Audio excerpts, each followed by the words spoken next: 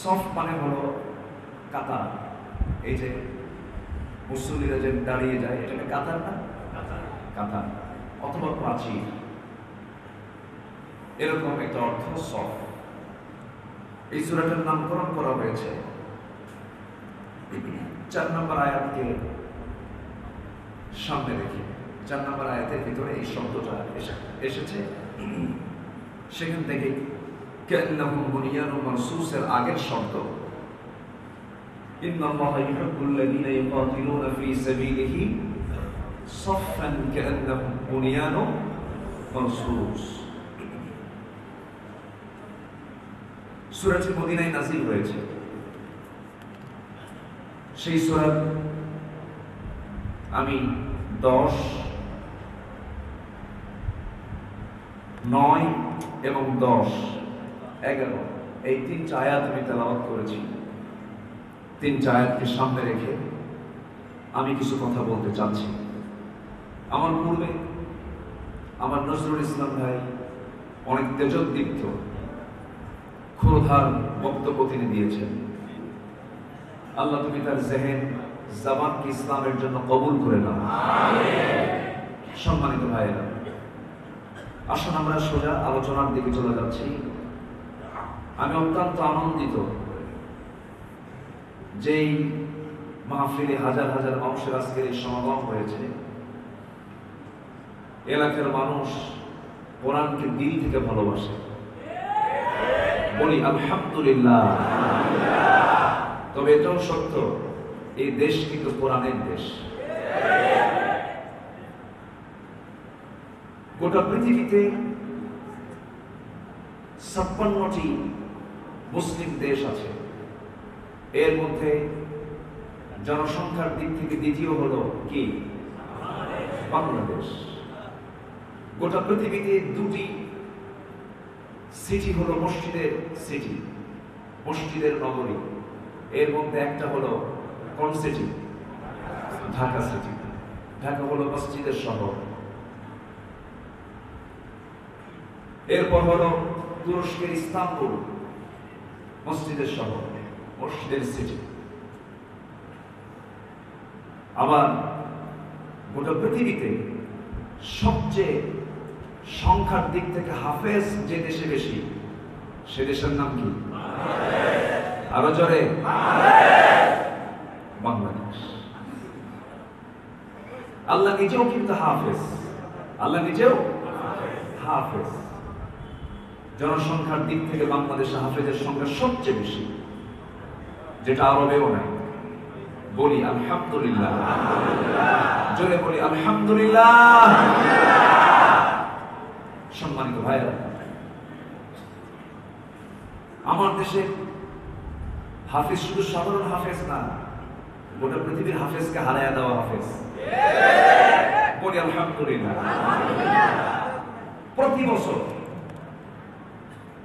প্রতি বছর এই সম্মান কুড়িয়ে আনছে আমার দেশের হাফেজরা। তার একটি তাজা একটা সংবাদ হলো, গত কয়েকদিন আগে সালেহ আহমেদ তাকরিম, সে 111টি দেশের ভিতরে থার্ড হয়েছে, তৃতীয় হয়েছে। বলি আলহামদুলিল্লাহ। সম্মানিত হাজিরিন, কোরআন যে পড়বে সে সম্মান পাবে, কোরআন যে মানবে সম্মান পাবে, কোরআনকে যে প্রতিষ্ঠার সংগ্রাম করবে সে সম্মান পাবে, কোরআনের বিরুদ্ধে যে কথা বলবে সে লাঞ্ছিত হবে, অপমানিত হবে। এটা ইতিহাস বলে দেয়। আবু জেহেল কোরআনকে নিভিয়ে দেওয়ার জন্য চেষ্টা করেছিল। সে কি সম্মানিত না লাঞ্ছিত? সে কি সম্মানিত না অপমানিত? অপমানিত। আবু জেহেল কিন্তু ছোটখাটো নেতা ছিল না, আতিপাতি নেতা না, অনেক ওই সময়ের বড় নেতা। কিন্তু সেই বড় নেতৃত্ব মাটির সঙ্গে মিশিয়ে গেল শুধুমাত্র কোরআনের সাথে শত্রুতা করার জন্য। অতএব কোরআনকে সম্মান করুন। কোরআন যাদের সিনায় যারা লালন করছেন তাদেরকে সম্মান করুন, তাদেরকে মূল্যায়ন করুন। আলেমদের সম্মান করুন। কোন আলিমান আও মুতাআল্লিমান আও মুস্তামিআন আও মুহিব্বান ওয়ালা তাকুন খামসান ফাতহুলি। আলেম হও অথবা ছাত্র হও অথবা শোনো অথবা তাদেরকে ভালোবাসো, পঞ্চম ব্যক্তি হইও না, তুমি ধ্বংস হয়ে যাবে। এই জন্য আলেমদের সম্মান আছে না নাই? আসতে বলবেন না, আছে না নাই? আল উলামা ওয়ারাসাতুল আম্বিয়া, আলেমরা হলো নবীদের ওয়ারিস। কত সম্মান! কিন্তু আবার বলতে বলতে আবার আলেমরা আবার এক লাইন বেশিও করে। কেমনে বেশি কয়? যেরকম একটা হাদিস চালায় দেয়, কিন্তু আসলে কোনো হাদিসই না এটা। যেরকম উলামা ও উম্মতি কাআম্বিয়া বনি ইসরাঈল, ভুল কথা। এই হাদিসের কোনো সনদ নেই, এটা ভিত্তিহীন কথা। মানে এই উম্মতের যারা আলেম বনি ইসরাঈলের নবীর মতো, এটা বেশি বাড়াবাড়ি কথা। এটা কোনো হাদিসে কিন্তু নাই। এরকম করে কিছু কিছু কথা বাড়তি বলা আছে। আল্লাহ তো আলেমদের সম্মান দিয়েছেন, একদম সোজা নস কোরআনে স্পষ্ট আছে। কত দামি কথা! আল্লাহ তাআলা বলেছেন, ইন্নামা ইয়াখশাল্লাহা মিন ইবাদিহিল উলামা। ও দুনিয়ার মানুষদের রেখে দিও, এই পৃথিবীতে যত বান্দা, যত শ্রেণী আছে, যত ক্লাস আছে, ব্যবসায়ী, চাকরিজীবী, যত শ্রেণীর পেশার মানুষ আছে, সমস্ত মানুষের ভিতরে আমাকে সেই বান্দাগুলো সবচাইতে বেশি ভয় করে যারা হলো আলেম ওলামা। জোরে বলি সুবহানাল্লাহ। এত বড় কথা হওয়ার পরে আবার এই বানায় বনি ইসরাঈলের নবীর সমান হলো এই জামানার আলেম ওলামা, এটা বলার দরকার নেই।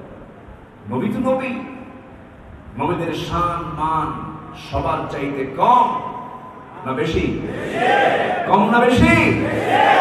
বেশি। আল্লাহ তাআলা তাদের ফার্স্ট ক্লাস করেছেন। নবীয়িন, শুহাদা, সালিহিন, তারা হচ্ছে মানুষের ভিতরে সবচাইতে ফার্স্ট ক্লাস, প্রথম শ্রেণী। তাদের সমকক্ষ কোন শ্রেণী পৃথিবীতে আর নাই। সম্মানিত ভাইরা, কথা আছে, এখন কি সাউন্ড সবার কানে কানে যায়? সবাই শুনতে পাচ্ছেন? বলি আলহামদুলিল্লাহ। আসুন, কোন সূরা থেকে কথা বলতে চাচ্ছি আমরা? সূরা সফ। সফ মানে কি? কাতার অথবা প্রাচীর। কাতার কাতার, সফ। সম্মানিত ভাইরা, এই কোরআন যার উপরে নাজিল হলো, তিনি কি সাধারণ কোনো মানুষ? তাহলে কি সামনে একটা ও লাগাতে হবে? সাধারণ না অসাধারণ? অসাধারণ। তিনি কি মানব শুধু না মহামানব? মানব না মহামানব? সব পাথরই পাথর, কিন্তু পরশ পাথর কি ওইরকম? সব পাথরই পাথর, কিছু পাথর আছে খুব দামি, আছে না নাই? সম্মানিত ভাই, এই কোরআন এমন একজন মহান ব্যক্তির উপরে নাজিল হলো, যার সম্মান, যার মর্যাদা, যার প্রতি আল্লাহর ভালোবাসা এত তীব্র থেকে তীব্রতর, যাকে আল্লাহ তাআলা নিজে কখনো নাম ধরে ডাক দেন নাই। জোরে বলি সুবহানাল্লাহ। কোন সন্তান যদি তার বাবাকে নাম ধরে ডাকে, এটা কি হবে? আদবের কাজ না বেয়াদবির কাজ হবে? আদবের কাজ হবে। কিন্তু বাপ যদি সন্তানকে নাম ধরে ডাকে, এটা কি বেয়াদবি হবে? কেন হবে না? বাবা তার ছেলেকে ডাকতেই পারে। আল্লাহ তাআলা যদি রাসূলকে নাম ধরে ডাকতেন, পৃথিবীর কেউ বলার ছিল না। কিছু যায়ও আসে না। কিন্তু আল্লাহ তাআলা নিজে আমার রাসূলকে কখনো নাম ধরে ডাকতেন না, একটা বারের জন্য ডাকেন নাই। কি সম্মান, কি মর্যাদা! পৃথিবীর কেউ আল্লাহর বাড়িতে দাওয়াত পায় নাই, দাওয়াত পাওয়া সম্ভব না। একজন নবী আল্লাহকে দেখতে যায়, পায়ে জুতা। আল্লাহ বললেন, মুসা পায়ে জুতা কেন? জুতা খুলো। জুতা খুলে আমার কাছে আসে। আর আমার নবীকে আল্লাহ তাআলা নিজে অফার দিচ্ছেন, হে রাসূল, আপনাকে গালি দেয়, আপনাকে পাগল বলে, আপনাকে হারামের ভিতরে অথবা আপনার গলার চাদর দিয়ে চেপে ধরে আপনাকে শ্বাসরোধ করে হত্যা করতে চায়, আপনি মন খারাপ করবেন না।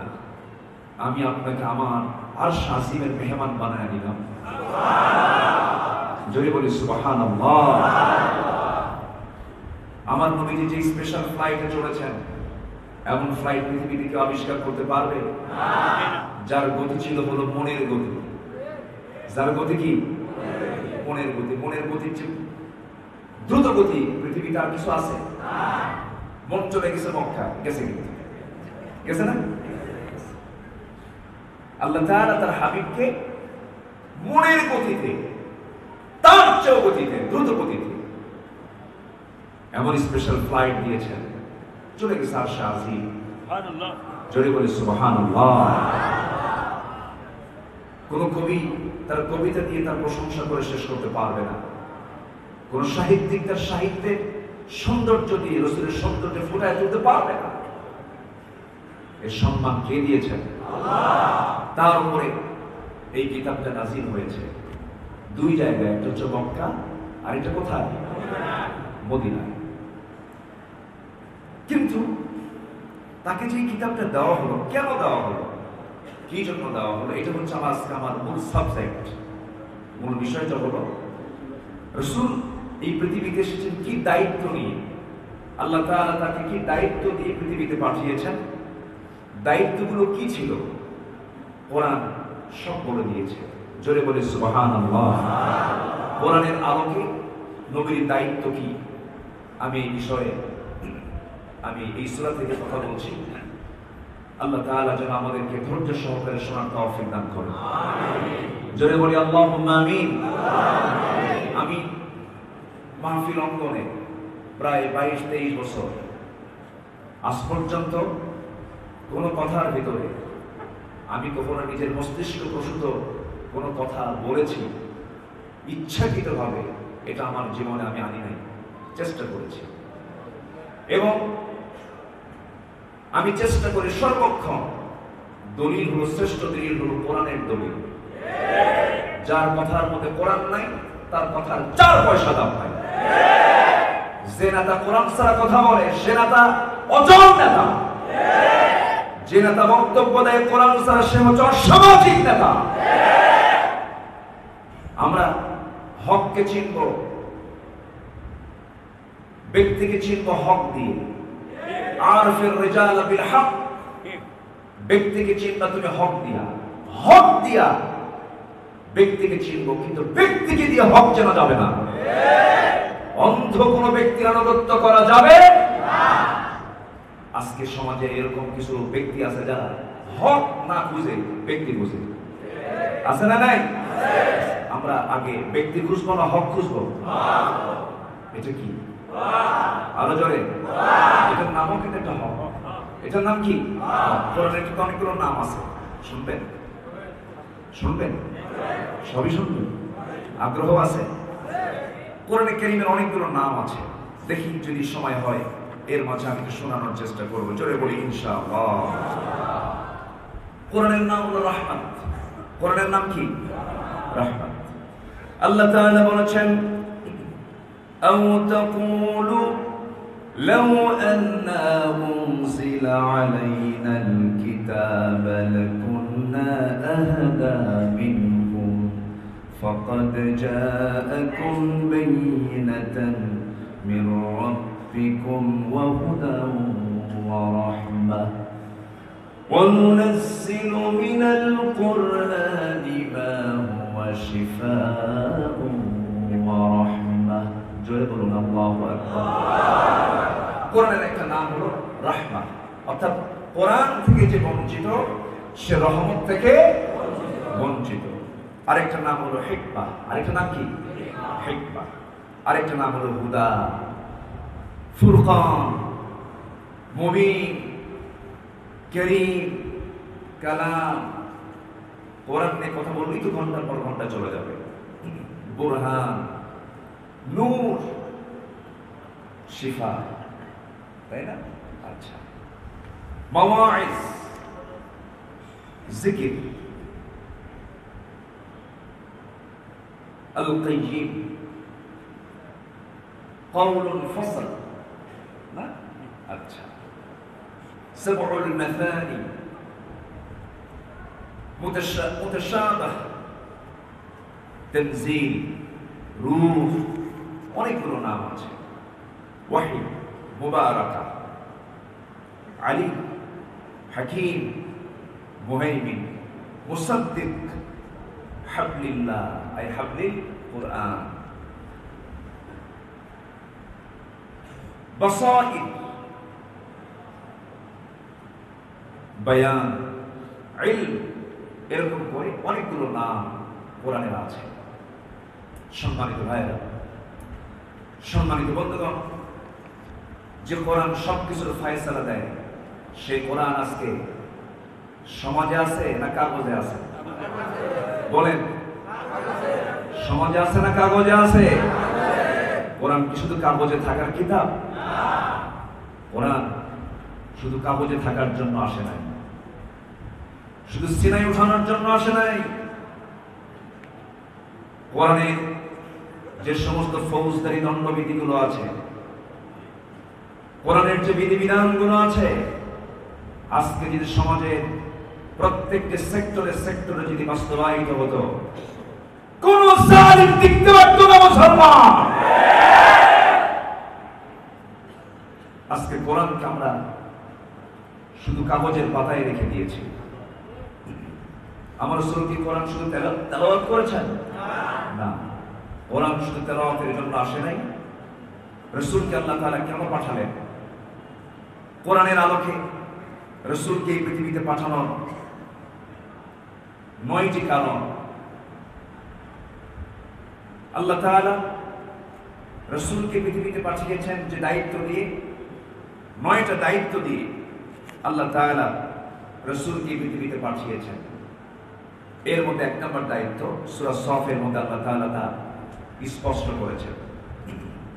আপনাদের একটু গরম লাগতেছে মনে হয়, একটু কষ্ট পাচ্ছেন? লাগতেছে। এই মিশা কথা বললাম না। এই যে মানুষের একটা চাপাচাপি, মানুষের প্রত্যেকটা দেহের একটা টেম্পারেচার আছে না নাই? আমারও তো গরম লাগতেছে। মানে লাগতেছে না, এটার লক্ষ্য হচ্ছে যে ওয়াজ চালা। বুঝতেছি, দেখা যাক ইনশাআল্লাহ। আল্লাহ তাআলা রাসূলকে এই পৃথিবীতে পাঠিয়েছেন, যে দায়িত্ব দিয়েছেন, এই দায়িত্বের মধ্যে গুরুত্বপূর্ণ দায়িত্ব হচ্ছে কি করা? আল্লাহ তাআলা বলেছেন,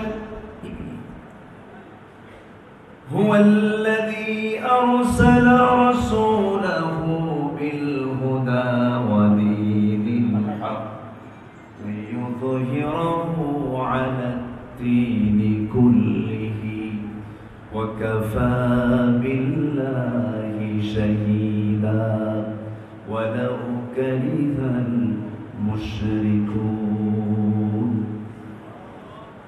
একই আয়াত দুইটা সূরার ভিতরে এসেছে। সূরা সফের ভিতরে আল্লাহ রাব্বুল আলামিন স্পষ্ট করে জানিয়ে দিচ্ছেন তিনি সেই মহান সত্তা যিনি তার রাসূলকে দ্বীনে হক দিয়ে পাঠিয়েছেন, সত্য দ্বীন দিয়ে দুনিয়াতে পাঠিয়েছেন, যেন তিনি কি করতে পারেন, যেন তিনি এই দিনটাকে পৃথিবীর যত তৈরি করা দিন আছে, মতবাদ আছে, সমস্ত মতবাদের উপরে যেন তিনি আল্লাহর দ্বীনকে বিজয়ী করতে পারেন। এই জন্য আমি আল্লাহ আমার রাসূলকে দুনিয়াতে পাঠিয়েছি। জোরে বলি সুবহানাল্লাহ। জিকির করি লা ইলাহা ইল্লাল্লাহ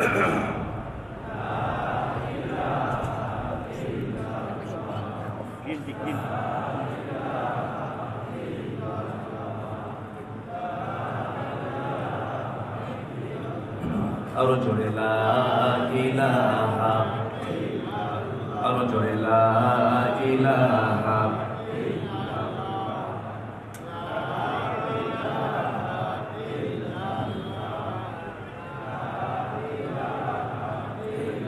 আরো জোরে লা ইলাহা, সুবহানাল্লাহ ওয়ালহামদুলিল্লাহ, লা ইলাহা ইল্লাল্লাহ,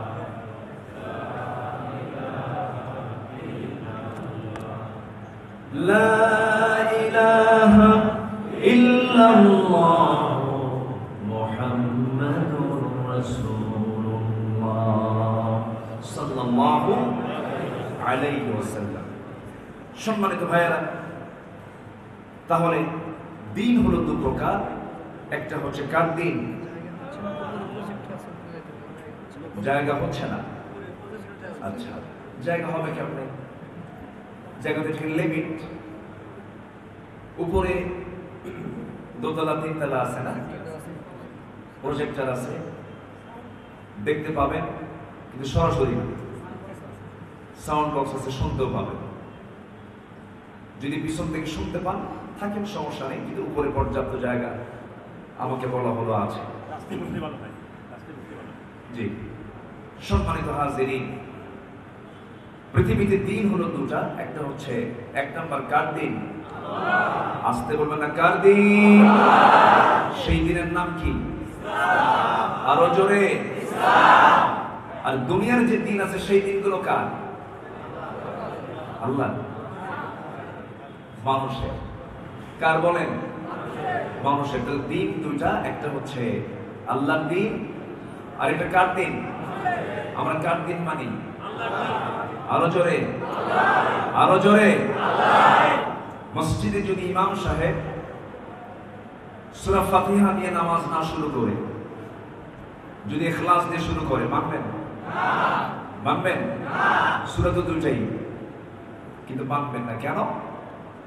নামাজ পড়তে হলে প্রথমে সূরা ফাতিহা দিয়ে শুরু করতে হবে। এটা কার দিন?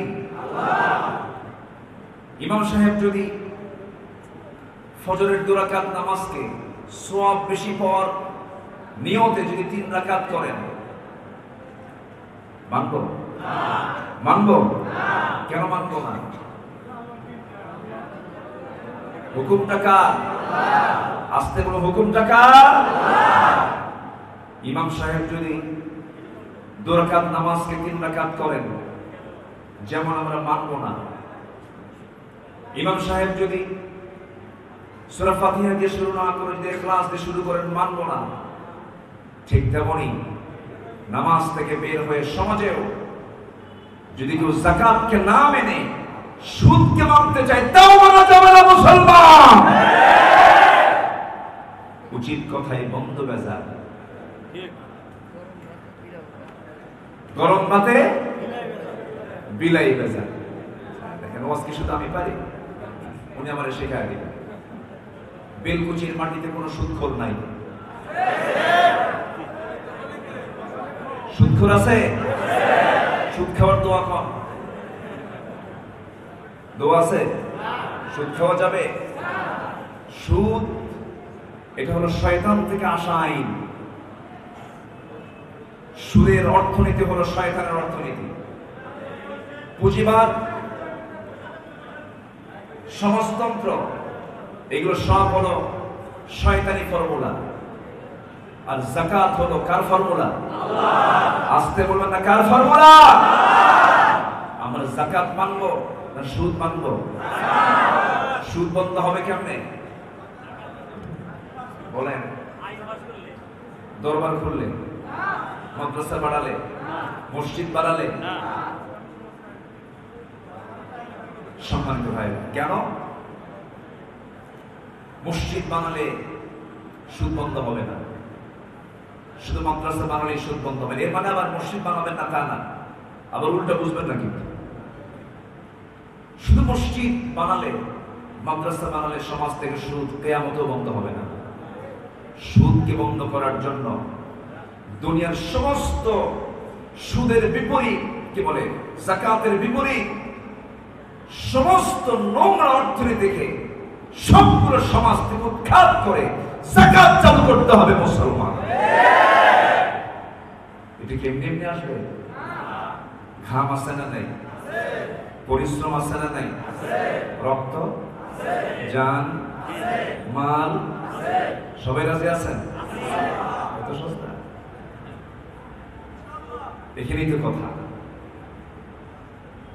আমার নবীজি মক্কার মাটিতে থেকে যখন বললেন, আবু জেহেল, তোমার সমাজে চালু করা সুদ চলবে না, জেনা চলবে না, মদের বোতল চলবে না। আবু জেহেল এই তিনটাই আমার প্রিয় কাজ। যেরকম নাউজুবিল্লাহ। মদ পানির চেয়েও প্রিয়, নাউজুবিল্লাহ। সুদ হচ্ছে আমার 1 নাম্বার কারবার।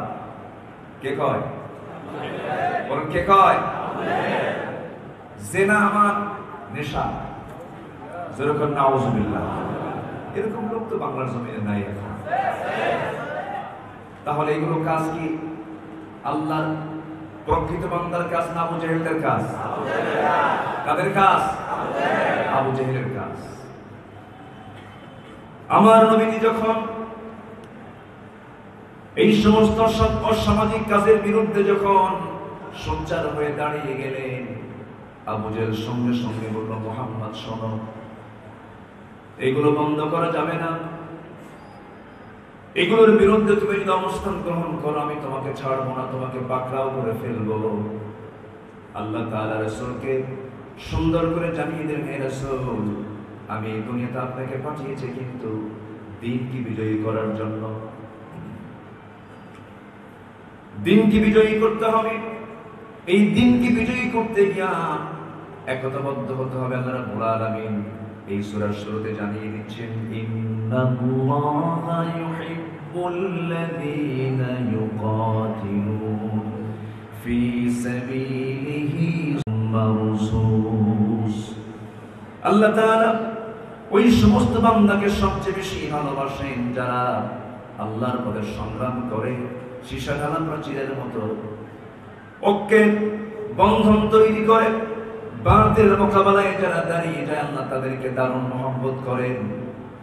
এই জন্য সমাজ থেকে সমস্ত সুদ, জেনা, ব্যভিচার বন্ধ করার জন্য একা চলবো না, সবাই মিলে চলবো। এই হুকুমটা কার? গত 2 দিন আগে, গত পরশুদিন দুপুর থেকে হঠাৎ করে আমার এটাকে সর্দি গরমি বলে না, কি বলে এলাকায়?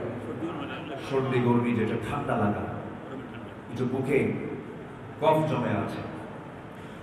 তো আমাদের কথা বলার মূল অস্ত্র হলো কণ্ঠ, গলা। তো ঠান্ডা লাগলে কি গলা ঠিক থাকে? থাকে না। আমি কই একদিকে যাই আরেকদিকে। এই প্রবলেমে একটু ভুগতেছি, মাঝে একটু কষ্ট হচ্ছে। একটু কষ্ট করে আজকে আমাদেরকে শুনতে হবে। রাজি আছে তো ইনশাআল্লাহ? আমার ডেলিভারিটা দিদি একটু কষ্ট হচ্ছে, একটু আপনাকে কষ্ট করে শুনতে হবে। একটু মাঝে মাঝে একটু চার ডেলিভারি একটু বাড়ায় দিই। তুই জিকির করি লা ইলাহা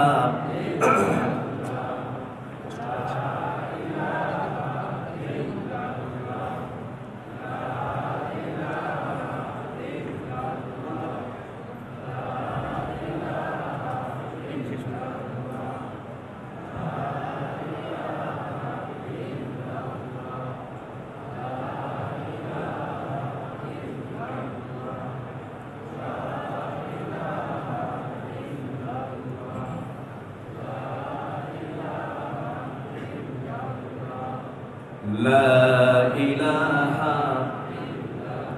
سبحان الله والحمد لله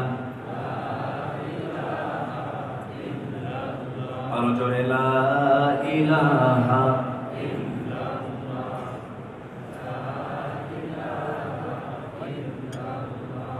أرجو لا إله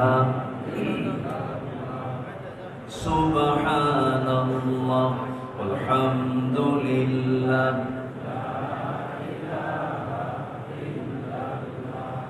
لا إله إلا الله মুহাম্মাদুর রাসূলুল্লাহ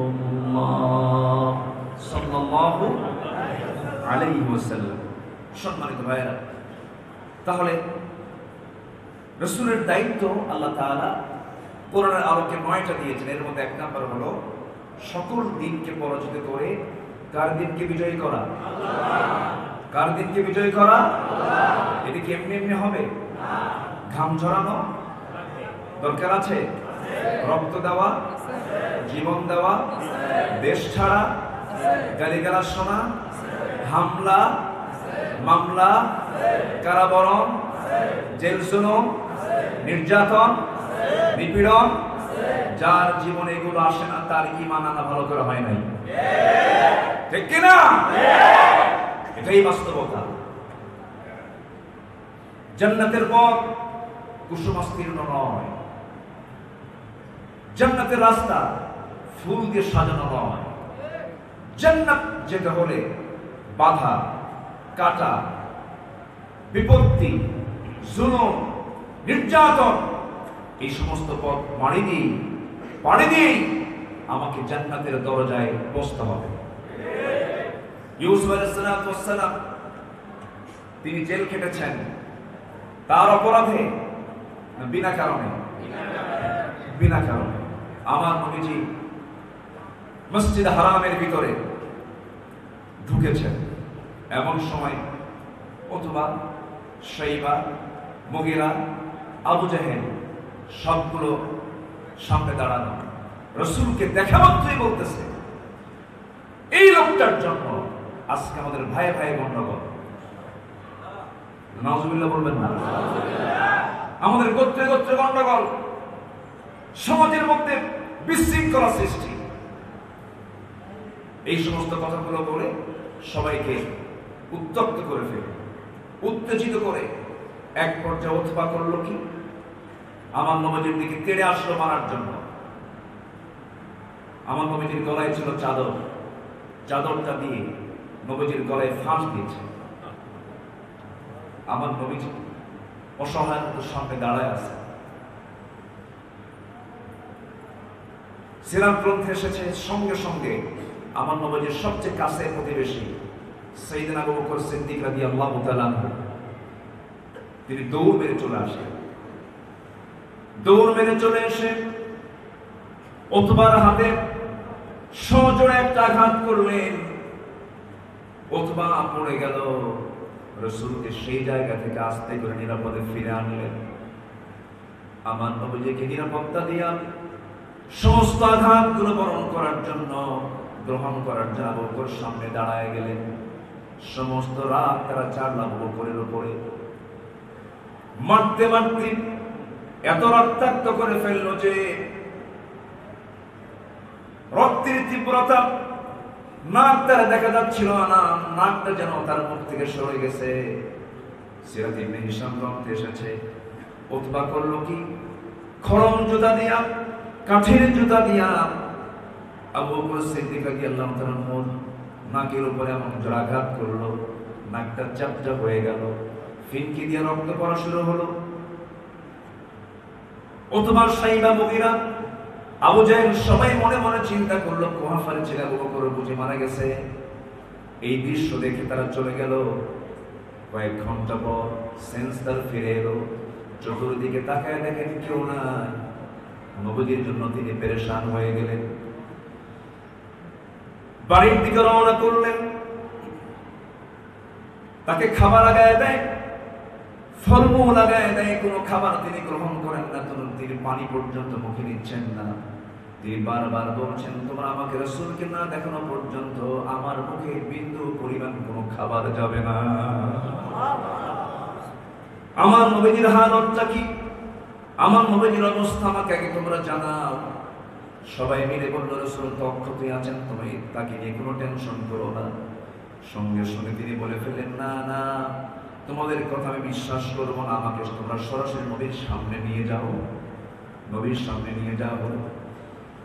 রাসূলকে দেখে বললেন, ইয়া রাসূলুল্লাহ, আপনার জীবন রক্ষা করতে গিয়ে আবু বকরের জীবন হাসতে হাসতে দিয়ে দেবে, আবু বকর বিন্দু পরিমাণ কোনো কষ্ট মনে করবে না।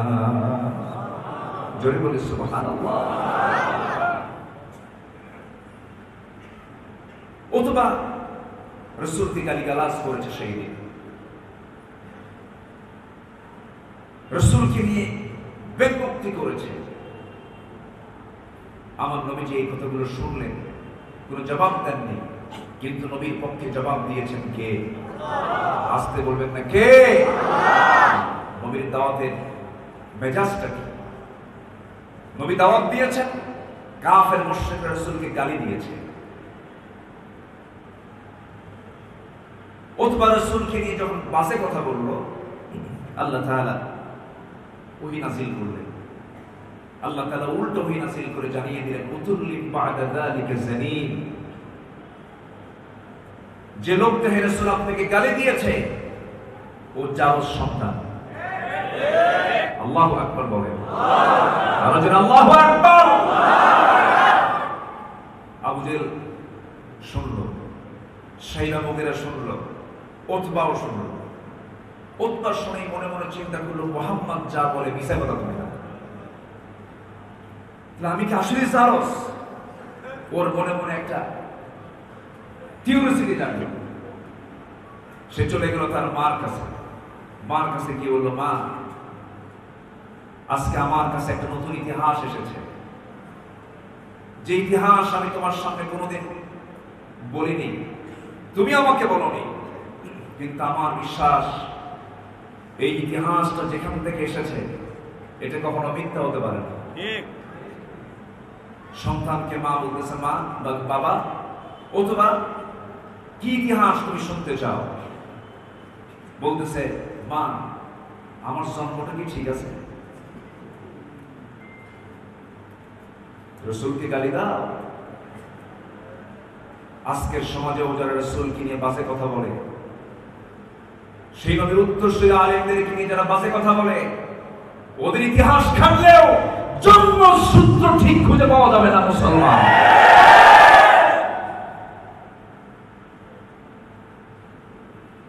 সন্তানকে মা আস্তে করে ডাক দিয়ে বলে, বাজারে এদিকে আয়। সব জায়গায় কথা বলা যাবে না। মা সত্যি করে বলো তো। মা বলতেছে, বাজার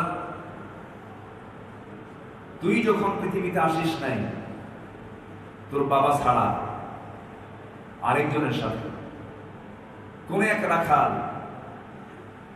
পাহাড়ের পাদদেশে আমার সঙ্গে জেনা করে। সেই জেনার ফলে যে সন্তানটা পেটে আসে সেই সন্তান তুই।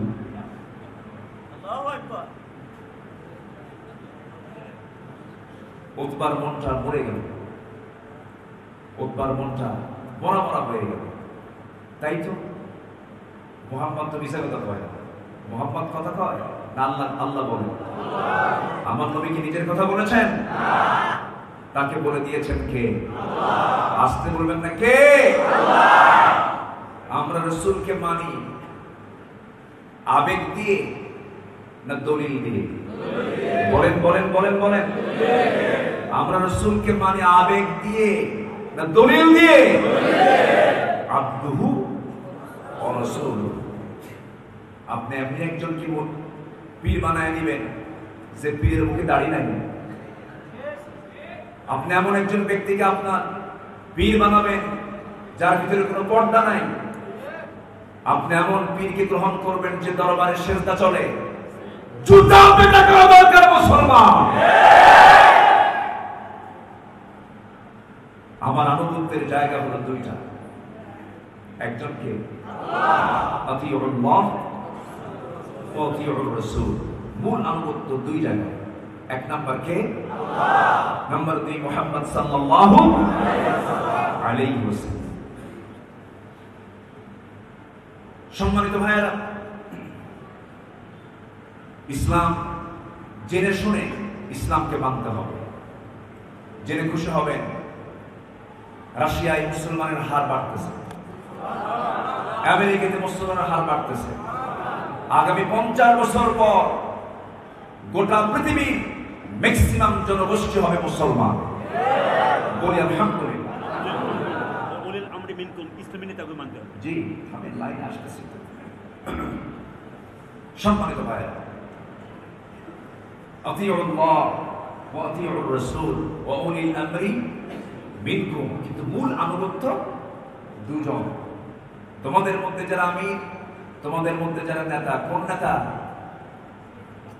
মুসলমান না দাড়িওয়ালা? আস্তে কর। মুসলমান না দাড়িওয়ালা? আল্লাহর দিন না দুনিয়ার দিন? আল্লাহর দিনকে মেনে যারা নেতৃত্ব দেয় তাদের নেতৃত্ব তোমাকে মানতে হবে। কার হুকুম? আল্লাহ। আজকে গোটা পৃথিবীতে কোরআন নিয়ে গবেষণা চলছে, তার একটা অংশ আপনাদেরকে শোনাই। কেমন গবেষণা? কোন একজন ভ্রূবিজ্ঞানী, ভ্রণ বিজ্ঞানী, এই ভ্রণ বিজ্ঞানী এমব্রায়োলজি, খুলিকা মিন মাইন দাফিক ইয়াখরুজু মিন বাইনিস সুলবি ওয়াত তারাইব। ভ্রণ তথ্য নিয়ে গবেষণা করা একজন সায়েন্টিস্ট, একজন বিজ্ঞানী, উনি কোরআন নিয়ে বসলেন। রবার্ট নামে একজন ব্যক্তি কোরআন নিয়ে গবেষণা করতে করতে তার সামনে আসলো মুসলমানদের যে একটা বিবাহের সিস্টেম আছে, সেই বিবাহের মধ্যে তালাক আছে না নাই? বেলকুচিদের কি তালাক হয়? তালাক হয় না? মানুষ আছে যেখানে, তালাক আছে সেখানে। কোরআনে তালাক নামে সূরা আছে না নাই? বিয়া নামে? বিয়া নামে আছে কই? এই লোকগুলো ওঠে কেন? গরম লাগছে? খুব গরম। আসেন দোয়া করি। দোয়া করবো না? তাহলে বসেন। তালাক নামে সূরা আছে, বিয়া নামে সূরা নাই। তাহলে তালাকের গুরুত্ব আছে না নাই? বিয়ের গুরুত্ব মনে হয় নাই? বিয়ের গুরুত্ব আছে, বিয়ে করতে হবে। যুবকরা বিয়ে করবে না? কিছুই নয়, অন্যের বউ না। কিন্তু এখন তো সবচেয়ে নোংরামি চলতেছে হলো বিয়ে না করে পরকীয়া করা। জোরে বলি নাউযুবিল্লাহ, আরো জোরে নাউযুবিল্লাহ। এগুলো করা যাবে না। ফানকিহু মা তাবা লাকুম মিনান নিসা মাসনা ওয়া সুলাসা ওয়া রুবা। বিয়ে করো যাকে মনে চায়, কিন্তু শর্ত হলো তাকে ঈমানদার হতে হবে। অন্যের বউ থাকা যাবে না, ঠিক আছে না? অন্যের বউ যদি বিয়ে করতে হয় তাহলে কি হতে হবে? আস্তে আস্তে করে তাকে তালাক নিতে হবে। ওই মহিলার তালাক হতে হবে। তালাক লাগে না, অটোমেটিক বউ। আছে তাহলে এগুলো নিয়ে কি কথা বলার দরকার আছে না? আছে, একটু থাকে, একটু দরকার আছে। তারা ইসলাম কবুল করেছেন, এই ভ্রূণ বিজ্ঞানী, তারা ইসলাম কবুল করেছেন হলো কোরআনকে রিসার্চ করে। শুধু তালাক এই ফতোয়াকে সামনে রেখে তিনি মুসলমান হয়ে গেছেন।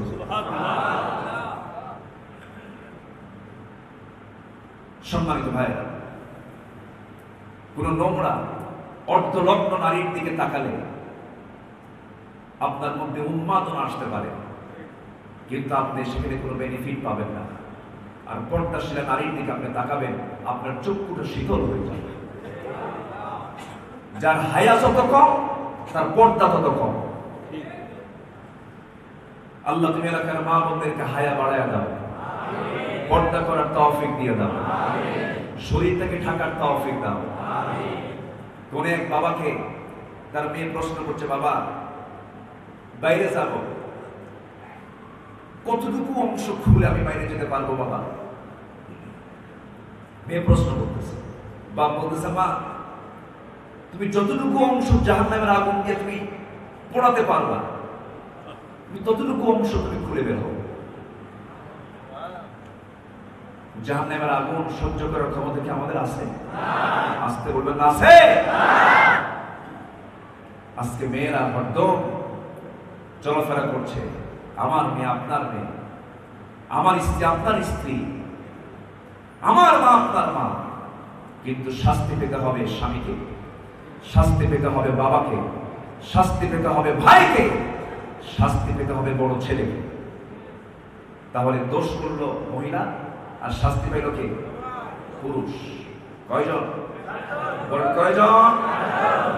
এক নম্বর হলো স্বামী, বাবা, স্বামী, বড় ভাই, বড় ছেলে। তাহলে এখানে সব ক্যাটাগরির লোক আছে না নাই? বাবা নাই, বড় ভাই নাই, বড় ছেলে নাই, স্বামী নাই, দায়িত্ব আছে না নাই? বেলকুচির বাজারে কোন মেয়ে বোরকা ছাড়া আসবে না। জোরে বলি ইনশাআল্লাহ। পাহাড়ে দেবে কারা?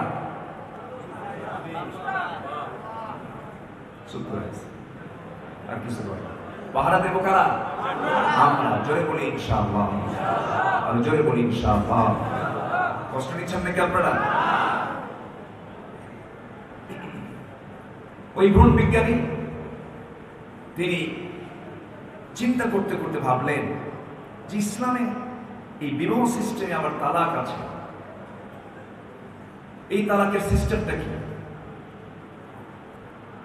তালাকের পরে তালাক প্রাপ্ত নারী তাকে কয় মাস ওয়েট করতে হয়?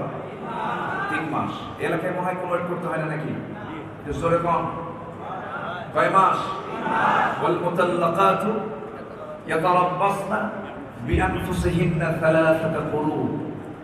তাকে 3 মাস তাকে অপেক্ষা করতে হবে। আচ্ছা, আবার তালাক দেওয়ার সিস্টেম আছে না নাই? কয়বার? একসাথে? হ্যাঁ, 3 তুহুরে। 3 তুহুরে, 3 পবিত্র অবস্থায় তাকে তালাক দিতে হবে 3 বার। অথচ এখন কি 3 বার লাগে? অধিকাংশ তালাক কয়বারে দিলাম? 1, 2, 3। তো মাসুকটা যেরকম নাউজুবিল্লাহ 14 গোষ্ঠী আছে না? তাহলে এগুলো কি ইসলামের সিস্টেম? জানার দরকার আছে না নাই? রাসূলকে কেন পাঠানো হলো? এই পৃথিবীতে কি দায়িত্ব দিয়ে? মানুষকে সতর্ক করা। নাম্বার 2, মানুষকে কি করা? সতর্ক করা। এই যে এই বিষয়গুলো রাসূল জানিয়ে দিয়েছেন সবাইকে। আমার ভাইয়েরা, আমার বন্ধুগণ, ওই ভ্রূণ বিজ্ঞানী চিন্তা করতে করতে ভাবলেন 3টা মাস কেন ওয়েট করতে হয়? 3টা মাস কেন এই সময়টা নিতে হয়? কারণটা কি? গবেষণা তিনি চালাতে লাগলেন। একটা নারীর বডিকে নিয়ে তিনি গবেষণা করলেন। মেয়েদের শরীরটা হলো কম্পিউটারের মতো। কোন নারীর সঙ্গে যখন পুরুষের যখন মিলন হয়ে যায়, পুরুষের সমস্ত ব্যাকটেরিয়া নারীর ভিতরে ঢুকে যায়। সেই ব্যাকটেরিয়া ওই মেয়েটা বহন করে টোটালি 3 মাস পর্যন্ত।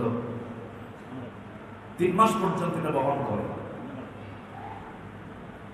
এটার যে প্রোটিন, এই প্রোটিনটা 1 মাসে 33% শরীর থেকে ডিলেট হয়ে যায়।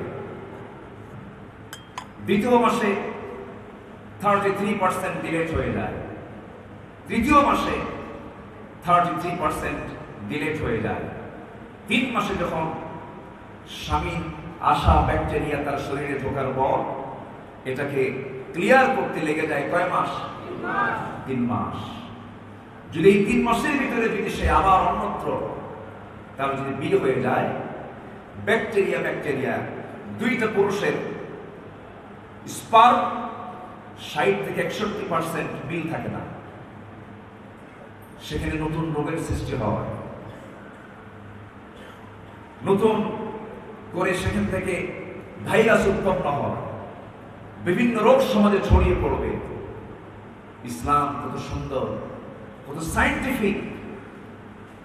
বলা হলো 3 মাস মতো ওয়েট করতেই হবে। আচ্ছা, কিন্তু যার তালাক হয়নি কিন্তু স্বামীটা মারা গেছে, যার স্বামী মারা গেছে তাকে এলাকায় কি বলে? কি বলে? বিধবা। তার ওয়েট করতে হয় কয় মাস? বলেন। আজকে সবাই মুফতি বানায় দিন। সবার জীবনে বিয়ে শাদী আছে না নাই? তালাকের প্রসঙ্গ আছে না নাই? আছে। কয় মাস? এগুলি কি আমার কথা না আল্লাহর কথা? আল্লাহর কথা। আল্লাহ তাআলা বলছেন والذين يتوفون منكم ويذرون أزواجا يتربصن بأنفسهن أربعة أشهر وعشرا جربون الله أكبر لا إله إلا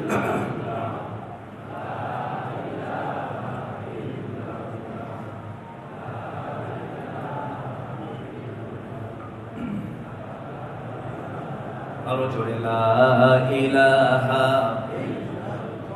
سبحان الله والحمد لله لا إله أرجو لا إله محمد رسول الله صلى الله عليه وسلم তাহলে বিধবা নারীর ক্ষেত্রে তাকে অপেক্ষা করতে হয় 4 মাস, শুধু নয়, সাথে কয় দিন?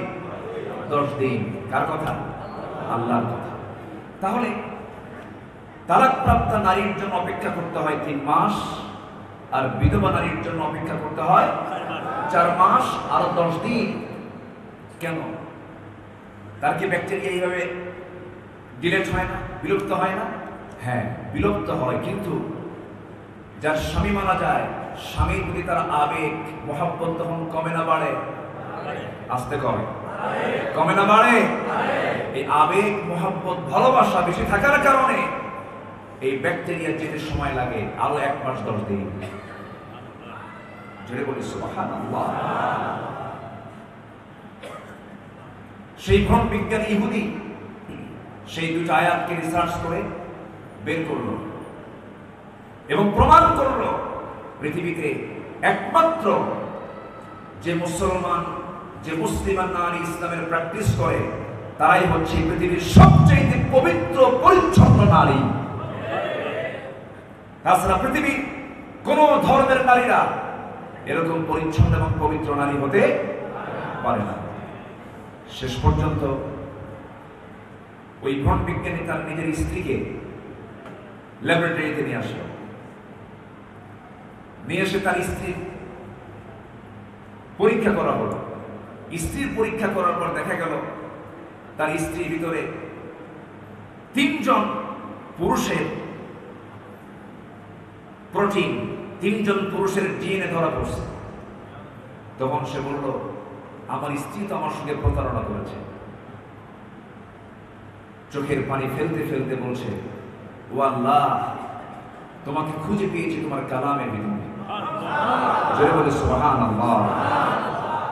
ওই ভ্রণ বিজ্ঞানী চোখের পানি ফেলতে ফেলতে কোরআনকে বুকের মধ্যে ধরে নিয়া বলতেছে, আশহাদু আল্লা ইলাহা ইল্লাল্লাহু ওয়াহদাহু লা শারীকা লাহু ওয়া আশহাদু আন্না মুহাম্মাদান আবদুহু ওয়া রাসূলুহু। হেদায়েতের মালিক কে? আল্লাহ। আসতে বলবেন না কে? আল্লাহ। এজন্য আমাদের সেই জায়গায় বেশি বেশি যাওয়া দরকার যেখানে দ্বীন বোঝা যাবে, ইসলাম বোঝা যাবে, দ্বীনের পরিবেশে আমরা সময় কাটাবো। জোরে বলি ইনশাআল্লাহ। এই পৃথিবীতে মানুষ 2টা জিনিস বেশি চায়, একটা হলো রিজিক চায়, আর একটা হলো সম্মান চায়। কটা জিনিস বেশি চায় বলেন? চায় না সবাই? ম্যাক্সিমাম সবাই চায় না? অপমান চায় না সম্মান চায়? অভাব চায় না রিজিক চায়? রিজিক চায়। রিজিক এবং সম্মান এটা দেওয়ার মালিক কে? আল্লাহ। আসতে বলবেন না তিনি কে? আল্লাহ তাআলা। রিজিক যদি আমরা বৃদ্ধি করতে চাই, 4টা কাজ আমরা করব। কয়টা কাজ? 4টা কাজ। এটা শিখে যাই আমরা। আজকে একটু আন্তরিকভাবে আমি একটু কথাগুলো বলছি, একটু মনোযোগ দিয়ে শোনার চেষ্টা করবেন। 4টা কাজ আমরা যদি করি, রিজিক বেড়ে যাবে। রিজিক মানে কি বলেন? হ্যাঁ, একজন বলছে টাকা পয়সা, হ্যাঁ ঠিক আছে, রিজিক মানে হলো টাকা পয়সা। একজন বলেছেন এটা ঠিক আছে। রিজিকের 4টা স্তর আছে। কয়টা স্তর? আমার কথা মানে বিরক্ত হচ্ছেন আপনারা? রিজিকের কয়টা স্তর? 4টা স্তর। 1 নম্বর হলো টাকা পয়সা। এই যে কে জানে কইছে টাকা পয়সা। রিজিকের এটা হচ্ছে একটা স্তর, এটা হচ্ছে সর্বনিম্ন স্তর, সর্বনিম্ন টাকা পয়সা। সর্বোত্তম স্তর হলো সুস্থতা, সর্বোত্তম স্তর হলো নেক সন্তান, নেক স্ত্রী, আর পরিপূর্ণ রিজিক হলো আল্লাহর সন্তুষ্টি হাসিল করা। একটু আস্তে বলি সুবহানাল্লাহ, একটু জোরে বলি সুবহানাল্লাহ। সর্বনিম্ন স্তর কি? টাকা পয়সা। সর্বনিম্ন এটা কারণ টাকা আছে, পয়সা আছে, কিন্তু আপনার শরীর ভালো না, ক্যান্সার হয়ে গেছে, গোটা দুনিয়া আপনার নামে দলিল হয়ে গেছে, কোনো লাভ নাই। শরীর সুস্থ আছে, টাকা আছে, পয়সা আছে, কিন্তু বাড়িতে গেলে দেখেন ছেলে রুমে ছেলে ইয়াবা খায়, মেয়েটা বয়ফ্রেন্ড নিয়ে ঘোরাফেরা করে, বউটা রাত 3টার দিকে মদের বোতল টানে। আপনার শরীর সুস্থ হয়ে লাভ হলো না, টাকা পয়সা হয়ে লাভ হলো না। এই জন্য রিজিক চাইতে হবে কার কাছে? আসতে বলবেন না, কার কাছে? রিজিক বৃদ্ধির জন্য 4টা কাজ আমরা করব, আমাদের রিজিকটা বেড়ে যাবে। নাম্বার 1 হলো রাত যখন হয়ে যাবে, শেষ রাত্রে ফজর নামাজের আগে একটা নামাজ আছে। কি নামাজ? তাহাজ্জুদ পড়ব। জোরে বলি ইনশাআল্লাহ। নাম্বার 2 হলো সূর্যোদয়ের পূর্বে অধিক পরিমাণে আল্লাহর জিকির আমরা করব। সূর্যোদয় যখন হবে তার আগে আমরা জিকিরটা বেশি করে করব। দিনটা শুরু হবে জিকির দিয়া। জোরে বলি ইনশাআল্লাহ। নাম্বার 3 হলো যে দানগুলো আমরা করি শুধু রমজান মাসে না, আমরা নিয়মিত দান করব। জোরে বলি ইনশাআল্লাহ। নাম্বার 4 হলো দিনের শুরু এবং শেষ যখন হবে, আমার নবীর সম্পূর্ণ ম্যাক্সিমাম টাইম আমার নবীর মুখে জিকির থাকতে আমরা জিকির করব। কার? আল্লাহ তাআলা। আবার এই রিজিক কমে যায়, এই রিজিক কমে যাওয়ার জন্য 4টা কাজ যার মধ্যে থাকবে, তার রিজিকটা কমে যাবে, সে কখনো সুখী হবে না, তার রিজিকটা কমে যাবে, পরিবারের শান্তি থাকবে না, সন্তানগুলো কথা শুনবে না। নাম্বার 1 হলো যে ব্যক্তি ফজরের পরে সকালবেলা ঘুমিয়ে থাকবে, বুরিকা লি উম্মতি ফি বুকুরিহা। আমার রাসূল বলেছেন যে আমার উম্মতের সবচেয়ে বরকতময় সময় হলো সকালবেলা। আমার দেশের মানুষ এখন ম্যাক্সিমাম এই প্রযুক্তির কারণে বেশি ঘুমায়। ফজরের আগে না ফজরের পরে? বলেন বলেন বলেন বলেন। ফজরের? ফজরে কি করে? নামাজ পড়ে? ওই সময় ঘুমায়। এটা রিজিক কমে যাওয়ার 1 নম্বর লক্ষণ। নাম্বার 2 হলো নামাজের মধ্যে ভুল করা, অর্থাৎ নামাজে অলসতা করা, এক নামাজ আরেক নামাজের সঙ্গে জোড়া লাগাইয়া দেওয়া, কুসালা অবহেলা করে নামাজ পড়া, এরকম আছে না নাই? আছে। নাম্বার 3 হলো অলস মস্তিষ্ক, অলস চিন্তা। টাকা আছে, বাপ টাকা দিয়ে থুয়ে গেছে, এত করে লাভ কি? এরকম কিছু লোক আছে না নাই? এটা হচ্ছে রিজিক কমার লক্ষ্য। নাম্বার 4 হলো প্রতারণা, বিশ্বাসঘাতকতা। এরকম লোক তো বাংলার জমিনে খুঁজে পাওয়া খুব মুশকিল। আছে নাকি? প্রতারক কাকে বলে? কথা বলে একটা, কাজ করে আরেকটা। বিশ্বাসঘাতকতা মানে কি? সামনে দিকে কান্নাকাটি করে, আবার পরে যায় ওর তলে যা করা দরকার করে। এরকম বিশ্বাসঘাতক আছে না?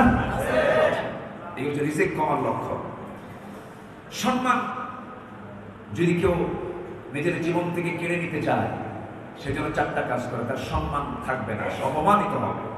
নাম্বার 1 হলো মিথ্যা কথা বলা। মিথ্যা কথা তো আমার দেশে নাই। আছে? মিথ্যা কথা আছে। মিথ্যা বললে সে অপমানিত হবেই। মিথ্যা 1000 দোষ, সত্যের একটা দোষ। আলহামদুলিল্লাহ। জোরে বলি আলহামদুলিল্লাহ। হাজারো বিপদ আসুক না কেন আমরা কি বলবো? কুলু কাওলান সাদীদা, সোজা সত্য কথা বলবো, সোজা কথা বলবো, সত্য কথা বলবো। নাম্বার 2 হলো অধ্যত্ত, অহংকার। অহংকারের লক্ষণ হলো যে কোনো মুহূর্তে ধ্বংস হয়ে যাবে, ধ্বংস হওয়ার লক্ষণ, অপমানিত হওয়ার লক্ষণ। নাম্বার 3 হলো ইলমি বিষয়ে, মানে ইলমি বিষয় ছাড়া অতিরিক্ত প্রশ্ন করা। এরকম কিছু লোক আছে না? নেই বলা, বেহুদা প্রশ্ন করে। হুজুর মুসার মায়ের নাম কি? মুসার মায়ের নাম কি জানার খুব দরকার আছে? এরকম বেহুদা প্রশ্ন করার মতো কিছু লোক আছে না? নেই, আছে। নাম্বার 4 হলো লজ্জাহীনতা। যার মধ্যে লজ্জা থাকবে না সে অপমানিত হবে। অশ্লীলতা, বেহায়াপনা যার মধ্যে কাজ করবে সে লাঞ্ছিত হবে, সে অপমানিত হবে। 4টা জিনিস থাকবে। ভয় করবে, তাকওয়া অবলম্বন করবে, আমি তাকে বেহিসাবি রিজিক দিয়ে দেব, সুখ পাবে, শান্তি পাবে। সে তার বালিশ না পায়া ইটটাকে বালিশ বানায় ঘুমাবে, কিন্তু পরিবারে তার শান্তি থাকবে। সন্তানগুলোর দিকে তাকালে চক্ষু শীতল হয়ে যাবে। সন্তানগুলো তাকরিমের মতো হবে, বিশ্ব জোড়া কোরআন তেলাওয়াতে সুন্দর রেজাল্ট করে আনবে। আমার বন্ধুগণ, সম্পদ হলেই কিন্তু শান্তি আসে না, সম্পদ হলেই কিন্তু আনন্দ আসে না। সম্মান পেতে হলে, রিজিক বৃদ্ধি করতে হলে 1 নাম্বার মূল আমরা মুত্তাকি হব। জোরে বলি ইনশাআল্লাহ, আরো জোরে বলি ইনশাআল্লাহ। নাম্বার 2 হলো তোমরা সত্যবাদী হবে, কোনদিন মিথ্যা কথা বলবে না, মিথ্যার ধারে বসে যাবে না। আমার বন্ধুগণ, আব্দুল কাদের জিলানীর ইতিহাসকার না জানা আছে, মা বলে দিয়েছেন বাজার জীবনে কখনো মিথ্যা বলবে না, মিথ্যার ধারে বসে যাবে না। জিলান শহর থেকে রওনা দিয়েছেন, মা তাকে কিছু স্বর্ণ মুদ্রা তার হাতে তুলে দিয়েছেন। স্বর্ণ মুদ্রাগুলো পকেটে নিয়ে তিনি রওনা করেছেন। রাস্তার ভিতরে ডাকাতরা তাকে গ্রেফতার করেছে, ধরেছে। তার সামনের লোকগুলোর কাছ থেকে সবাই ছিনতাই করে সব নিয়ে নিচ্ছে, ডাকাতি করে সোনা দানা টাকা পয়সাগুলো নিয়ে নিতেছে। আব্দুল কাদের জিলানী সম্পূর্ণ স্বাভাবিক অবস্থায় ছোট্ট ছেলে তাদের সামনে দাঁড়ায় গেছে, বলতেছে, এই ছেলে তোমার কাছে কি আছে? আস্তে করে পকেট থেকে সমস্ত কিছু বের করে বলছে, আমার কাছে আছে। কোনো জোড়াজুড়ি করার ছাড়াই এমন ভাবে যখন তার সমস্ত টাকা পয়সাগুলো যখন ডাকাতদের সামনে হাজির করে দিয়েছে, সঙ্গে সঙ্গে ডাকাতরা বলছে, ও ছোট্ট ছেলে, তুমি তো অনায়াসে সমস্ত কিছু বের করে দিলে, আমরা তো এগুলো সব নিয়ে নেব। সঙ্গে সঙ্গে জিলানী বলছেন, শোনো আল্লাহর গোলামেরা, আমার মা আমাকে নসিহত করেছেন জীবনে কখনো মিথ্যা বলবা না। মিথ্যা বলা আমার কাছে অপছন্দনীয় মনে হয়েছে, যেন আমি সত্য বলে দিয়েছি। ডাকাতদের চোখ বেয়ে টপ টপ করে পানি পড়ছে। ডাকাতরা বলতেছে, শোনো, আজকের থেকে আমাদের সমস্ত ডাকাতি ছেড়ে দিলাম। জোরে বলে সুবহানাল্লাহ। সত্যের কোনো পরাজয় নয়, সত্যের কোনো অপমান নেই। হক হক হক নিয়ে আমরা থাকবো। জোরে বলি ইনশাআল্লাহ। নাম্বার 3 হলো দানশীলতা। যার মধ্যে দানের পরিমাণ বেশি হবে তার সম্পদ কখনো কমবে না, সম্মান কখনো কমবে না। আমার ভাইয়ের একজন সাহাবী সবচেয়ে বড় দানবীর ছিলেন। কোন সাহাবী বলেন? 4 জন খলিফার মধ্যে একজন খলিফা, সেটা কে? আমার নবী কি ছিলেন বলেন? জামাই, মেয়ে জামাই ছিল। একদিন এসে বলতেছেন, আব্বা, রাসূলকে বলতেছেন, শ্বশুর তো, ইয়া রাসূলুল্লাহ, আপনার কাছে আজকে একটা দোয়া চাচ্ছি। কি দোয়া? আপনি আমার জন্য দোয়া করবেন, আল্লাহ যেন আমার সম্পদ কমায় দেয়। এরকম দোয়া চাওয়ার তো লোক আছে আমাদের দেশে? এরকম দোয়া কেউ চায়? ওসমান জিন্নুরাইন খুব লাজুক ছিলেন, লজ্জাশীল ছিলেন। নবীর সামনে আস্তে করে বসে বলেছেন, ইয়া রাসূলুল্লাহ, এত সম্পদ আমার কাছে আর কেমন যেন লাগতেছে, আপনি আমার জন্য দোয়া করুন, আল্লাহ যেন আমার সম্পদগুলো কমায় দেয়। আমার নবীজি বলেন, ওসমান, সম্পদ কমানোর জন্য তুমি আমার কাছে দোয়া চাচ্ছ, এইদিকে আসো। আমার পাশে বসে বসায় দিলেন। বসায় দিয়ে বলছেন, ওসমান, তোমার জীবন পদ্ধতি একটু আমাকে জানায় দাও, কেমন করে খাও, কেমন করে ঘুমাও? তুমি যখন উঠের পিঠে বসে থাকো, উঠের পিঠে বসে তখন যখন তুমি খাবার গ্রহণ করো, কেমন করে খাবার খাও? তিনি বলছেন, ইয়া রাসূলুল্লাহ, আমি যখন উঠের পিঠে বসে খাবার খাই, তিনি উঠের পিঠে আমি বসে খাবার খাচ্ছি, যদি আমার একটা দানাও যদি উঠের পিঠ থেকে যদি জমিনে পড়ে যায়, আমি উঠের পিঠ থেকে নেমে পড়ি, ওই একটা দানা পানি দিয়ে ধুই, আবার সেই দানাটা মুখের মধ্যে নেই, ওই একটা দানাও নষ্ট করি না। সঙ্গে সঙ্গে রাসূল বলছেন, শোনো ওসমান, তোমার যে জীবন পদ্ধতি, তোমার এই দোয়া আমি করলে পরে দোয়া কবুল হবে না, তোমার সম্পদ আরো বাড়বে। জোরে বলে সুবহানাল্লাহ। তাহলে দান করলে সম্পদ কমে না বাড়ে?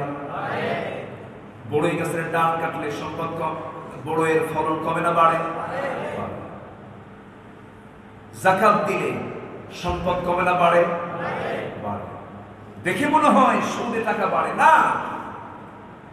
হারামের কোনো আরাম নাই, হারামের ধারে বসে যাবো না। জোরে বলি ইনশাআল্লাহ।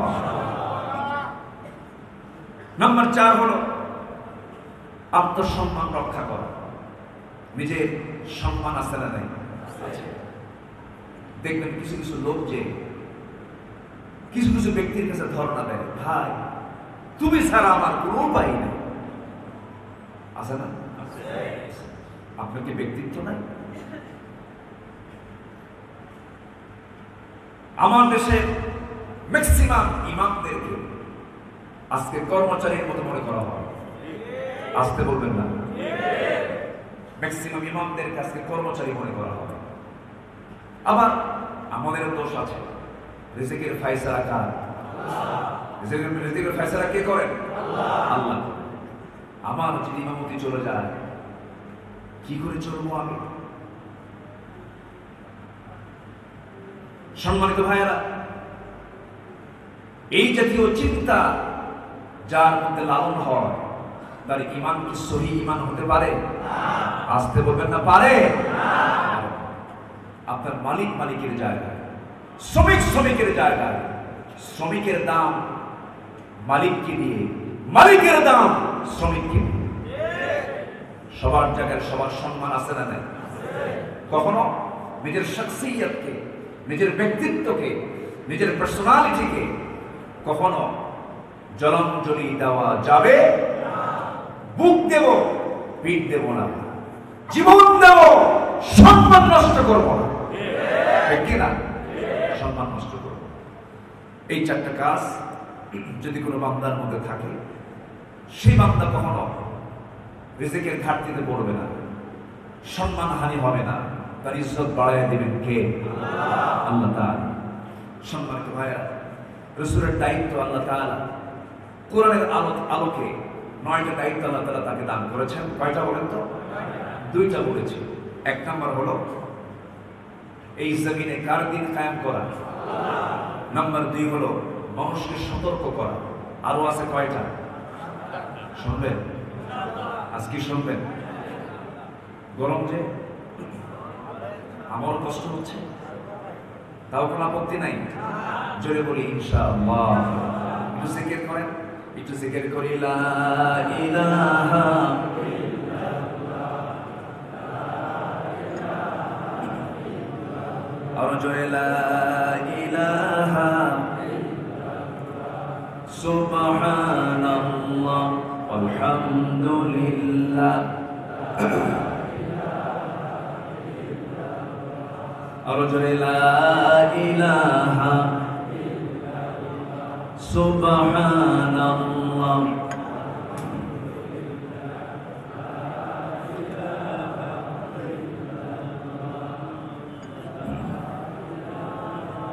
আর জোরে লা ইলাহা সুবহানাল্লাহ আলহামদুলিল্লাহ। তুমি বাঁচাও, তুমি মারো, অবিরত ক্ষমা করো। তুমি বাঁচাও, তুমি মারো, অবিরত ক্ষমা করো। ধরার যে জন তাকেই ধরো, ধরার যে জন তাকেই ধরো, তোমার তোমার মুঠোয় সবই আল্লাহ।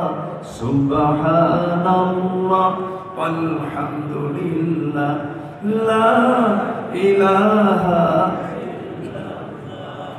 সুবহানাল্লাহ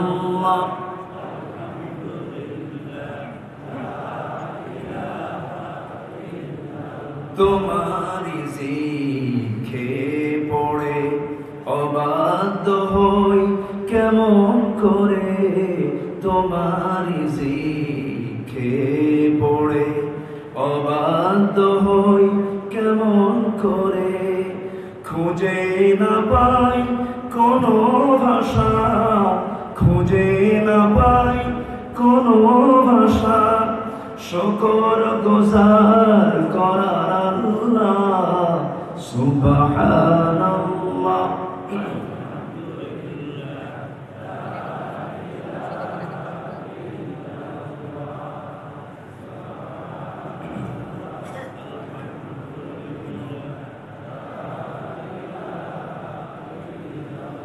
তোমার দয়ায় মোদের ধরা, সারা জাহান তোমার গড়া।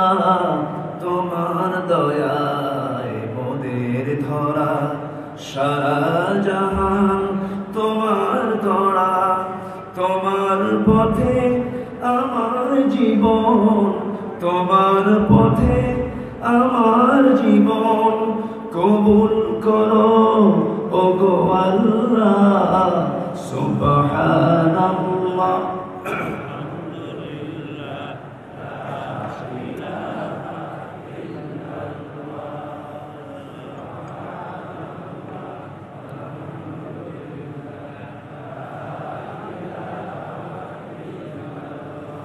লা ইলাহা ইল্লাল্লাহ লা ইলাহা ইল্লাল্লাহ লা ইলাহা ইল্লাল্লাহ মুহাম্মাদুর রাসূলুল্লাহ সাল্লাল্লাহু আলাইহি ওয়াসাল্লাম। সম্মানিত ভাইরা, নাম্বার 3 হলো আল্লাহ তাআলা রাসূলকে যে দায়িত্ব দিয়ে পাঠিয়েছেন, এর মধ্যে একটা দায়িত্ব অন্যতম হলো তিনি ডাক দিবেন মানুষকে কার দিকে? ডাক দেওয়া মানে হলো দাওয়াত দেওয়া। কি দাওয়াত? দাওয়াত দেওয়া। এই দাওয়াতি কাজ, এই দাওয়াতি কাজের আঞ্জাম দেওয়ার দায়িত্ব আমাদের আছে না নাই? হুজুররা শুধু দাওয়াত দেবে না, সবাই দাওয়াত দেবে? সবার সবার জন্য এই দাওয়াতি কাজ, এটা আল্লাহ সুন্নত করেন নাই, ওয়াজিবও করেন নাই, ফরজ করেছেন। আমরা দাওয়াতি কাজ করব, জোরে বলি ইনশাআল্লাহ। নাম্বার 4 হলো উপদেশ দান করার জন্য আল্লাহ তাআলা তাকে পাঠিয়েছেন। ফাযাক্কির ইন্নামা আনতা মুযাক্কির। নাম্বার 5 মন গড়া কথা না বলা। রাসূল যা বলেছেন নিজের কথা না আল্লাহর কথা? মা ইয়ানতিকু আনিল হাওয়া ইন হুয়া ইল্লা ওয়াহয়ুন ইউহা। নাম্বার 6 হলো দিন প্রচারে বল প্রয়োগ না করা। লাস্তা আলাইহিম বিমুসাইতির ইল্লা মান তাওয়াল্লা ওয়া কাফার। হে রাসূল, আমি আপনাকে দাওয়াত করে পাঠাই নাই, আপনি শুধু দাওয়াত দেবেন। হেদায়েতের মালিক কে? আল্লাহ। আসতে বলবেন না কে? আল্লাহ। আচ্ছা, নাম্বার 7 হলো মানব জাতিকে মুক্তির দিশা দেখানো। মুক্তির দিশা দেখানোর দায়িত্ব আল্লাহ তাআলা রাসূলকে দিয়েছেন। ওয়া ইন্নাকা লাতাহদি ইলা সিরাতিন মুস্তাকিম। নাম্বার 8 হলো গোটা মানবতার কল্যাণ সাধন করা। রাসূলকে বলা হয় রাহমাতুল লিল আলামিন। রাসূল হচ্ছেন গোটা জগতের জন্য রহমত। বসেন, গোটা জগতের জন্য রহমত। বলি আলহামদুলিল্লাহ। আল্লাহ তাআলা তার হাবিবকে এই 9টি দায়িত্ব দিয়ে দুনিয়াতে পাঠিয়েছেন। রাসূল চলে গেছেন, তার রেখে যাওয়া দায়িত্ব পালন করবে কারা? আমাদের সেই উম্মতের দায়িত্ব আছে না নাই? আসতে বলবেন না আছে না নাই? বাতিলরা বাতিলের দাওয়াত দেবে, আমরা হকের দাওয়াত দেব। বাতিলরা বাতিলের পক্ষে লড়াই করবে, আমরা হকের পক্ষে লড়াই করব। বাতিলরা খারাপ দিকে ডাকবে, আমরা হকের দিকে ডাকবো। ওরা আমার হাত কেটে ফেলবে, আমরা পা দিয়ে এগিয়ে যাব, দুটো পা কেটে ফেলবে আমরা হামাগুড়ি দিয়ে যাব, চোখ তুলে ফেলবে আমরা ইশারা দিয়ে যাব, আমাদের বুক ঝাঁঝরা করে দেবে তবু সামনের দিকে এগিয়ে যাব, পিছপা হব না। আল্লাহ তুমি সবার ঈমানকে মজবুত বানিয়ে দাও, জোরে বলি আল্লাহুম্মা আমিন। এরশাদ কামনা করে আমি আমার এই ভাঙ্গা কণ্ঠে মাহফিলের সিজনের মাহফিলের যে মৌসুম থাকে, মৌসুমের শুরুতে একটু প্রবলেম হয়, আবার শেষের দিকে একটু প্রবলেম হয়। মাহফিল শুরু হয়ে গেছে, সবার কাছে একটু আন্তরিক দোয়া চাই, আমার জন্য দোয়া করবেন না? আল্লাহ যেন খুব দ্রুত, এই কণ্ঠে তো সবার হক আছে, হক আছে না? আল্লাহ যেন দিল থেকে দোয়া করবেন সবাই, আল্লাহ যেন খুব দ্রুত আল্লাহ যেন আমাকে সুস্থ করে দেন। আমি আজকে সকালবেলা ভাবতেছিলাম যে কমিটিকে জানিয়ে দিই, ভাই আমি একটু বিশ্রাম নেব, না আসলে হয় না। যদি আজকে না আসতাম তাহলে তো এত লোকের বদদোয়া কামসার, তো ভাবছি যা হয় হোক, আমি মরে যাই তবু মাহফিলে যাই। রাগ করছেন নাকি আপনারা? রাগ করেন নাই তো? খুশি হয়েছেন? বলি আলহামদুলিল্লাহ। প্রায় এই ভাঙ্গা কণ্ঠে প্রায় 2.5 ঘন্টার ভিতরে মতো যে কথাটা আমি বলে ফেললাম, আল্লাহ তুমি সবাইকে আমল করার তৌফিক দাও। আমার রাসূলকে 9টা দায়িত্ব দেওয়া হয়েছিল। কয়টা দায়িত্ব? এর মধ্যে উল্লেখযোগ্য দায়িত্ব হচ্ছে দিনকে বিজয়ী করা। সেই বিজয়ী করার দায়িত্ব আমাদের আছে না নাই? মানুষকে ডাকা আল্লাহর মধ্যে, সেই দায়িত্ব আমাদের আছে না নাই? সবাইকে এগুলো পালন করার তৌফিক দান করো, জোরে বলি আল্লাহুম্মা আমিন। আমরা সবাই নামাজ পড়ি তো? নামাজ পড়ি, 5 ওয়াক্ত নামাজ আমরা পড়বো, জোরে বলি ইনশাআল্লাহ। জীবনে 1 ওয়াক্ত নামাজ কেউ ছেড়ে দেবো না, জোরে বলি ইনশাআল্লাহ। আল্লাহ তুমি মাহফিলকে কবুল করো, কমিটিকে কবুল করো, মসজিদকে কবুল করো, হসপিটালকে কবুল করো। মরহুম মোহাম্মদের সরকার, তিনি কবরবাসী হয়ে আছেন, তার রেখে যাওয়া এই যে বিশাল তিনি একটা অবদান রেখেছেন, আল্লাহ তুমি তার কবরটাকে জান্নাতের নূর দিয়ে মুনাফার করে দাও। আলহাজ ওয়াজেদ সাহেবকে তুমি আল্লাহ কবুল করে দাও। সবাইকে তুমি আল্লাহ দ্বীনের খেদমতের আঞ্জাম দেওয়ার তৌফিক তুমি আল্লাহ দিয়ে দাও। মসজিদ যেমন সুন্দর, ঈমানটা তুমি আমাদের সুন্দর করে দাও। আল্লাহ তুমি আমাদের সবার নেক মাকসুদকে কবুল করে নাও। সবাই বসো, আমরা এখন কাঙ্ক্ষিত দোয়ার দিকে যাবো। নাকি বলুন, দোয়ার দিকে যাবো। আমরা চাইবো কার কাছে? আল্লাহর কাছে। সবাই নামাজের মতো করে বসি, আমরা আল্লাহর কাছে চাবো। আমরা